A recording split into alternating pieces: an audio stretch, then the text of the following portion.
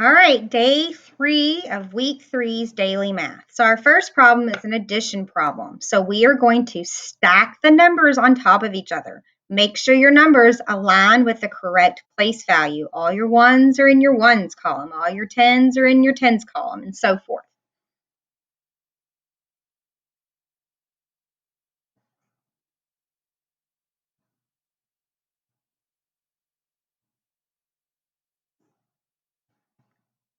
All right, now I'm ready to add. 2 plus 6 is 8. 0 plus 0 is 0. 1 plus 2 is 3. And 1 plus 6 is 7. So a fairly easy problem, no regrouping. So 7,308. Look at problem 2. 3 times 5 equals 15. Write a related multiplication fact. So they're just wanting to know another way to write 3 times 5 equals 15. We can write that the same as 5 times 3 equals 15. This is called the commutative property. We can switch around our factors and it will not change the product of the problem. All right, look at our word problem. It says Addison is reading a book that is 584 pages long. So the whole book is 584 pages long. She read 171 pages on Saturday and 207 pages on Sunday. She finished the book on Monday. How many pages did she read on Monday? So we've got a couple of steps in this. So I want you to picture she's got a book and the whole book is 584 pages. But she doesn't read them all in one setting. She doesn't read all the pages in one setting. She reads some on Saturday, some on Sunday, and some on Monday. We know how many she reads on Saturday. We also know how many she reads on Sunday. What we don't know is how many she reads on Monday. So that's what we need to figure out. So I'm going to go to my notebook because I don't have enough room to do a word problem here. I need to do PEA.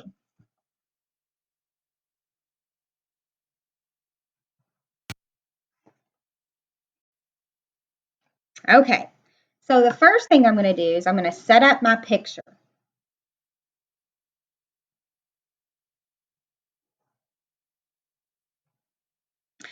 I know this is an addition or subtraction problem, or maybe a little bit of both, because I know I'm starting with the total and I've got some parts. So I need a tape diagram.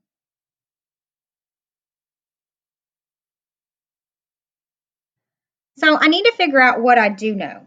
And what I do know is the total of the books. So I'm going to look that it's 584 pages.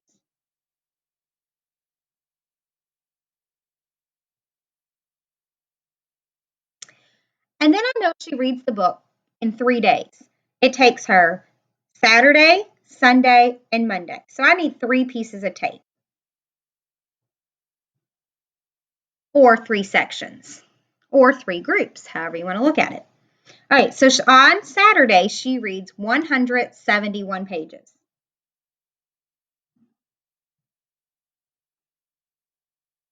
On Sunday, she reads 207 pages.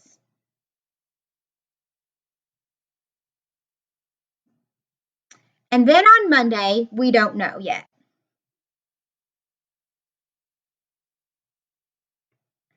So now that I have my picture set up, what do I need to do to figure out how many pages she read on Monday? There's a couple ways to do this. The first way, or the way that I'm going to do it, is I'm going to take the pages that she read on Saturday and Sunday and figure out the total amount of those 2 days first. So over in my equation box, I'm going to add 171 plus 207.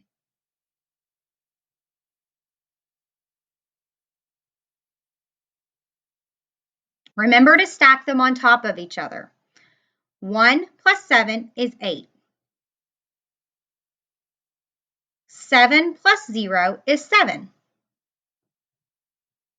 And 1 plus 2 is 3.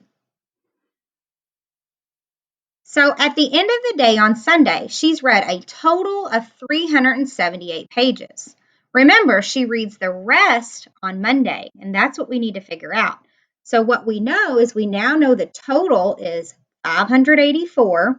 We know that she's read 378 pages so far. So I need to figure out how many more she needs to read. So a way that we can do this is subtraction.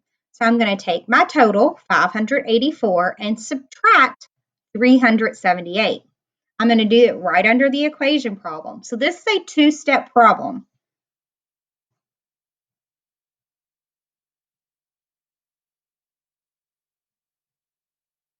Remember to stack them on top of each other.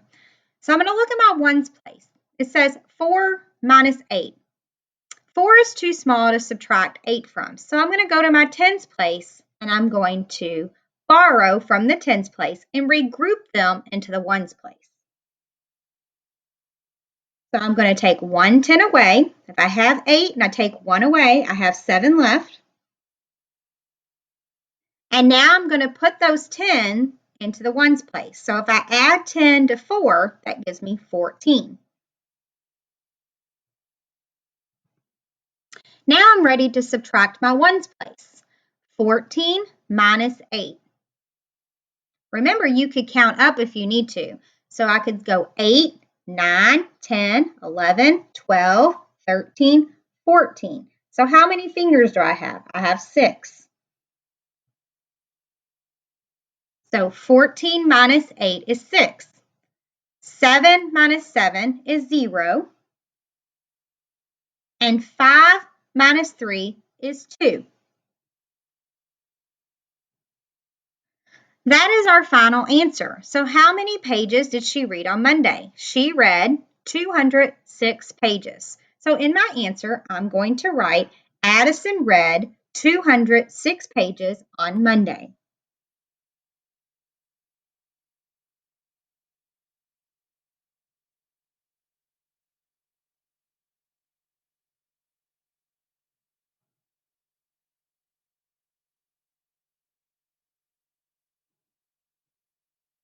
And that's the end of our word problem. All right, our last problem is 500,000 divided by 50,000. So remember when we're multiplying multiples of 10, we add zeros? Well, when we're dividing by multiples of 10, we can take away zeros. So I'm going to start with the second number. This is called our divisor. And I'm going to take away 4 zeros because I'm going to take away as many zeros as I can. Whatever I do to the divisor, I have to do to this number, which is called the dividend. So I'm going to take away 4 of the dividend zeros. And what I'm left with is a much easier problem.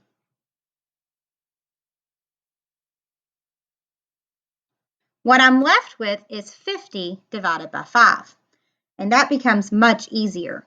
50 divided by 5, another way to think of that is 5 times what equals 50?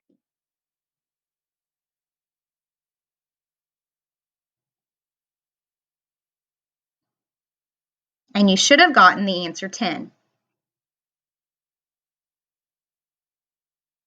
So our original answer, 500,000 divided by 50,000, is also 10.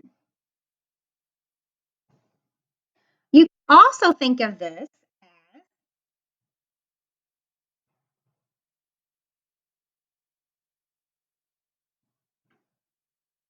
500,000 is 10 times greater than 50,000. So 500,000 is 10 times greater than 50,000. So when I see the word 10 times, that tells me the answer is 10 as well. So you can also think about it that way. All right, I'll see you tomorrow for day 4.